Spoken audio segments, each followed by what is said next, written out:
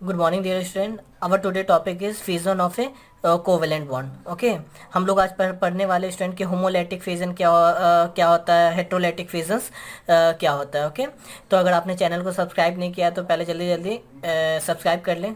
Okay student, तो मैं बिना टाइम वेस्ट किए मैं स्टार्ट करता हूँ। Fissions of a covalent bond.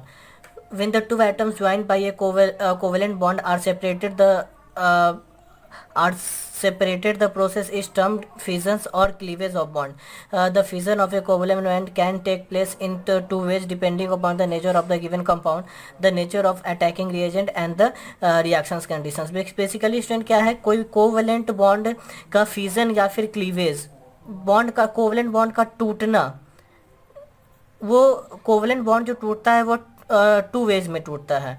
अब क्या वो किस पर डिपेंड करता है? डिपेंड करता है कि नेचर ऑफ अटैकिंग रिएजेंट क्या है, गिवन कंपाउंड का नेचर क्या है और अटैकिंग रिएजेंट का क्या नेचर है। ओके, तो टू टाइप्स इज होमोलैटिक फिजन्स और होमोलेसिस, और सेकेंड वन इज हेट्रोलैटिक फिजन और हेट्रोलेसिस। बेसिकली स्टूडेंट इन टॉपिक का ज़रूरत कब पड़ता है? जब हम लोग रेजोनेंस पढ़ते हैं, तब जब रिएक्शंस के मैकेनिज्म करते रहते हैं तब इस कॉन्सेप्ट का ज़रूरत पड़ता है। जैसे आप देखोगे फ्री रेडिकल मैकेनिज्म जो हम लोग पढ़ते हैं वो उसमें जनरली किसका यूज़ होता है? होमोलैटिक फिजन का यूज़ होता है। ओके, कुछ रिएक्शन जिसमें हम लोग इलेक्ट्रोफिलिक अटैक देखते हैं, न्यूक्लियोफिलिक अटैक देखते हैं, तो वो सब में हम लोग को हेट्रोलैटिक फिजन्स का, जैसे मेनली SN1 रिएक्शन, ये सब में हम लोग पढ़ते हैं तो उसमें कार्ब कटायन वगैरह बनता है। ओके, तो वहाँ पे हेट्रोलैटिक फिजन का क्या पड़ता है? ज़रूरत पड़ता है। तो मैं स्टार्ट करता हूँ homolytic fission. This involve the breaking of a covalent bond in such a way that each atom separates with one electron of the shared pair, that is each atom acquires its initial configuration. Such atoms are electrically neutral and have one or more unpaired electron. These atoms are called free radicals. Okay student, तो इसको मैं समझाता हूँ। जैसे आप student assume कर लो कि A B एक मॉलिक्यूल्स है। ए बी क्या है? एक मॉलिक्यूल्स है, ठीक है। तो सबसे पहले मैं बता दूं कि होमोलैटिक फिजन उसमें होता है, उस मॉलिक्यूल्स में होगा जिसमें जो ये दो एटम जो बॉन्डेड है, कोवेलेंट बॉन्ड से जो बॉन्डेड है, इन दोनों का इलेक्ट्रोनेगेटिविटी ऑलमोस्ट क्या होगा? सेम होगा। इन दोनों का इलेक्ट्रोनेगेटिविटी क्या होगा? Almost same. Electronegativity almost same होने की वजह से क्या होगा स्टूडेंट, ये जो दो इलेक्ट्रॉन जो बीच में शेयर है, ना तो ये इधर पुल होगा ना तो इधर पुल होगा, एकदम ये मिडिल में होगा। क्यों? क्योंकि दोनों का इलेक्ट्रोनेगेटिविटी सेम है, तो ये शेयर्ड पेयर्ड इलेक्ट्रॉन दोनों में क्या होगा? इक्वली डिवाइड होगा।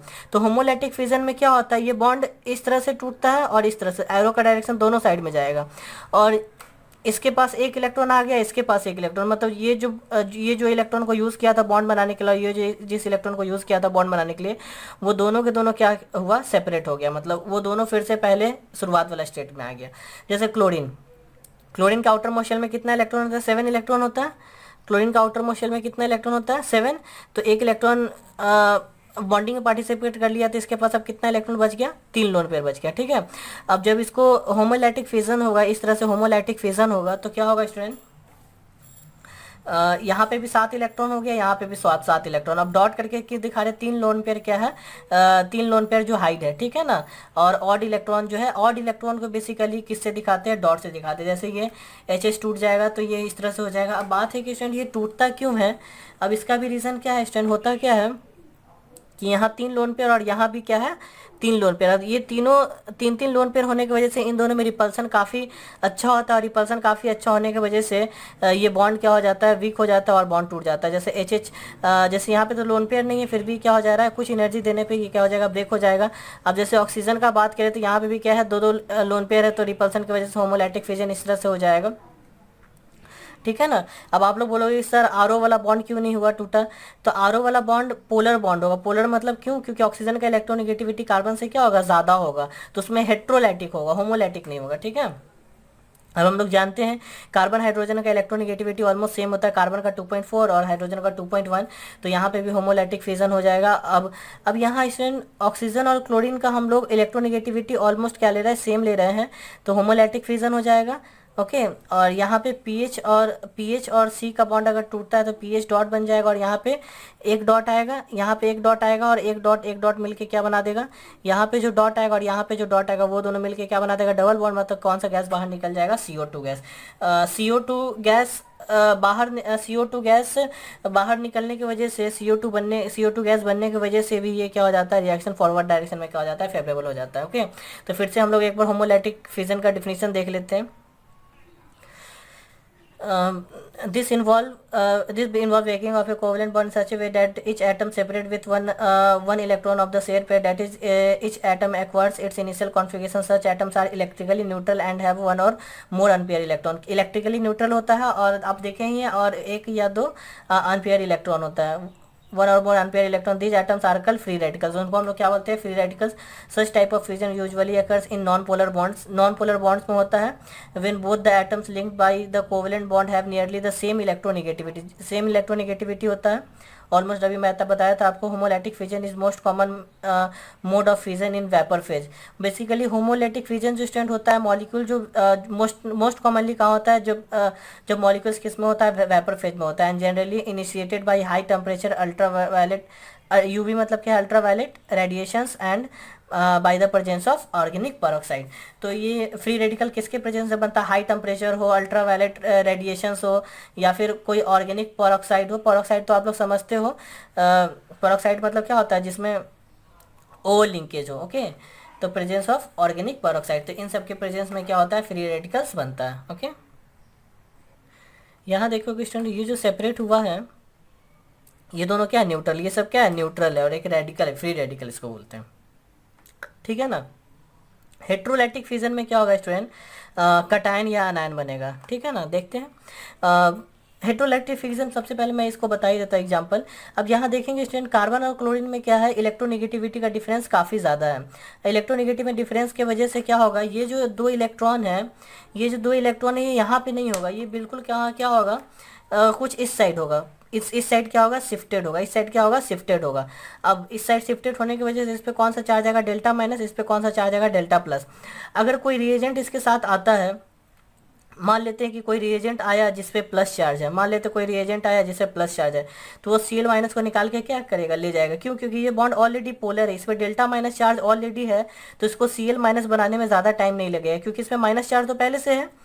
थोड़ा सा और इलेक्ट्रॉन इधर शिफ्ट होगा, बस क्लोरीन का, वो दोनों इलेक्ट्रॉन किसका हो जाएगा, क्लोरीन का हो जाएगा। तो ये दोनों के दोनों इलेक्ट्रॉन, ये बॉन्ड जिधर की तरफ शिफ्ट होता है, ये एरो हम लोग किस साइड दिखाते हैं, जिधर ज़्यादा इलेक्ट्रोनेगेटिव है। ठीक है ना, जिधर ज़्यादा इलेक्ट्रोनेगेटिव ये एरो को उस तरफ ले जाते हैं, तो इस पर क्या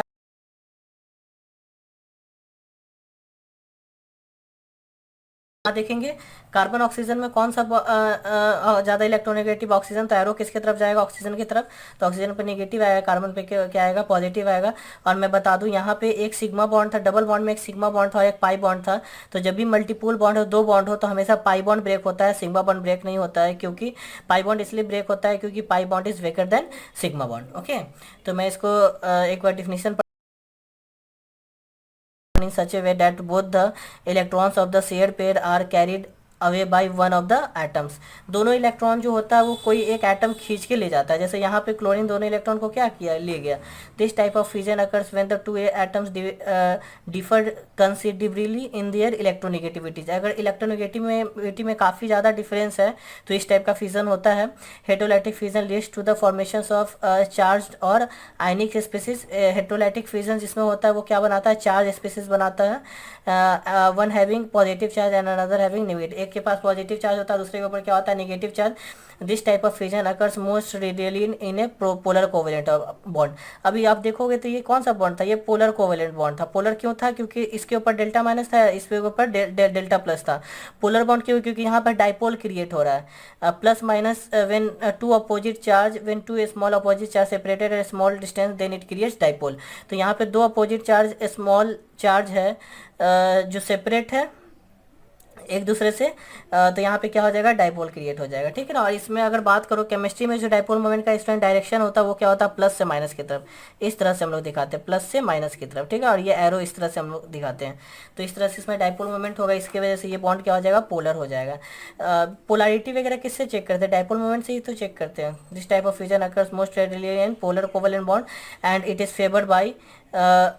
favoured by polar solvent like water alcohol. अब फेवर वाटर और अल्कोहल के साथ फेवर क्यों होता है स्टूडेंट, जैसे आप लोग पढ़ते हो केमिकल बॉन्डिंग में, मैं बताया था आपको कि polar dissolve in polar, polar के किस में होता है डिजॉल्व, पोलर में होता है।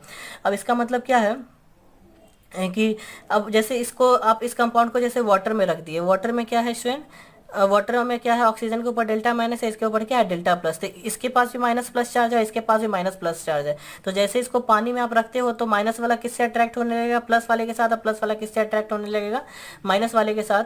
तो क्या होगा, ये बॉन्ड तोड़ने में क्या होगा, ज़्यादा आसानी हो जाएगा, मतलब ये खींचेगा, वाटर का ऑक्सीजन इसको खींचेगा, वाटर का ऑक्सीजन इसको खींचेगा और H प्लस इसको खींचेगा, ठीक है ना। और खींचने की वजह से क्या होगा, ये बॉन्ड क्या हो जाएगा, जल्दी टूटेगा। जस्ट मैं एक एग्जांपल लिया हूँ कि CH3Cl को जैसे वाटर में रखेंगे तो क्या होगा, या CH3Cl के अलावा और भी कोई पोलर बॉन्ड हो सकता है, ठीक है ना। तो इस तरह से हम लोग क्या पढ़े, होमोलैटिक फ्यूजन किसमें होता है स्टूडेंट, जिसमें इलेक्ट्रोनिगेटिविटी का एटम का इलेक्ट्रोनिगेटिविटी ऑलमोस्ट सेम रहना चाहिए, या फिर सेम ही रहना चाहिए, ऑलमोस्ट सेम रहना चाहिए। जबकि इसमें क्या है, इलेक्ट्रोनिगेटिविटी का डिफरेंस काफ़ी ज़्यादा होना चाहिए। इसमें न्यूट्रल स्पीसीज बनता है, इसमें चार्ज बनता है, इसमें कटायन एनायन बनता है, जबकि होमोलैटिक में क्या बनता है, एक फ्री रेडिकल्स बनता है, ठीक है ना। तो बेसिकली आज की क्लास में हम लोग क्या क्या पढ़े स्टूडेंट, होमोलैटिक पर फ्यूजन पढ़े और हेट्रोलैटिक फ्यूजन पढ़े। ओके ओके स्टूडेंट, अगर ये लेक्चर आपको अच्छा लगा तो जल्दी जल्दी वीडियो को लाइक करें, चैनल को सब्सक्राइब करें, जितना ज़्यादा हो सके स्टूडेंट आप शेयर भी करें। Okay student, thank you so much.